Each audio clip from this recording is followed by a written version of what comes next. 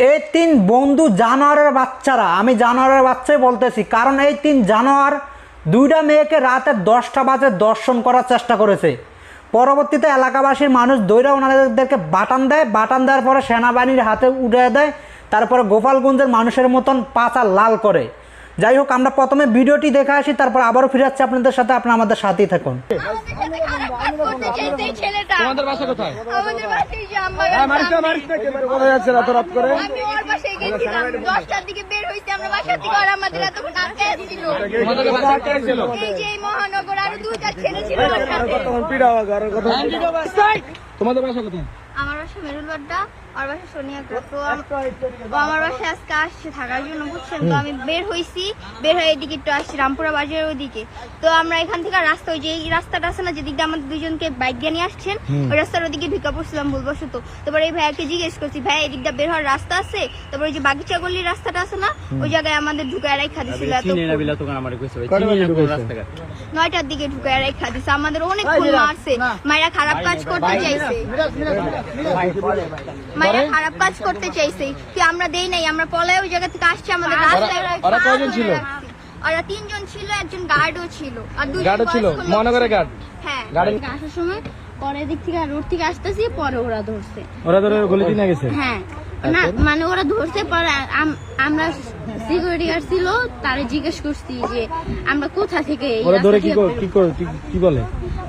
ওরা ধরে কি খারাপ কিছু করতে চাইছে? হ্যাঁ, ফার্স্ট টাইম বলছি যে কোথা থেকে এই রাস্তা, এখান থেকে কিভাবে বের হবো। ফ্ল্যাশ অন করো, ফ্ল্যাশ অন করো, ভিডিও করো না, শুধু ফ্ল্যাশ অন করো। পরে ওই ছেলেটাও সাথে ছিল, পরে একটা গলির ভিতরে নিচে নিয়ে বলতেছে তোমরা এমন জায়গায় ঢুকছো যে ধরো কুয়ার ভিতরে ঢুকছো আর বের হইতে পারবা না। পরে খারাপ কাজ করার জন্য কি ইয়া করছে না? 3 জন ছিল। আচ্ছা, পরে কি বলছে? গুয়ার ভিতরে বেরিয়েছে, পরে ও অনেক মানে কথা বলতেছিল, পরে ওরে সাইডে নিয়ে ফিজিক্যাল করার অফার দিছে। পরে আমাকে বলছিল, পরে আমি পা ধরে কান্না করে দিছি, পরে এই পর্যন্ত আইনা পরে মারধর করছে।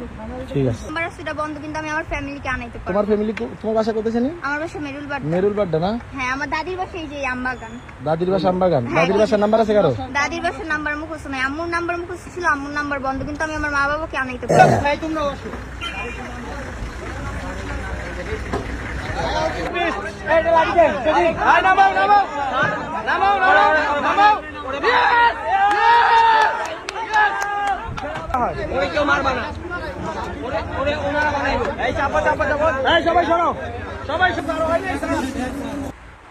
সেনাবাহিনীর বাটামগুলো আমার তো অস্থির লাগছে, খুবই ভালো লাগছে।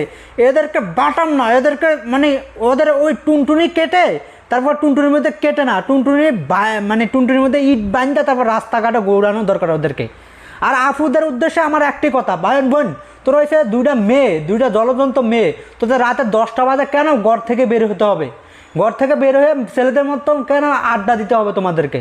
তোমরা কি দেশের পরিস্থিতি সম্পর্কে কোনো কিছু ধারণা নেই, আইডিয়া নেই তোমাদের? মানে নিজেও একটু সেভ হয়ে চলবা, ঠিক আছে? তারপরে মানে সেভ হয়ে চললে এরকম হইতো না। রাতে 10টা বাজে তোমরা কেন ঘর থেকে বের হবা? আর এদেরকে উচিত শিক্ষা দেওয়া উচিত।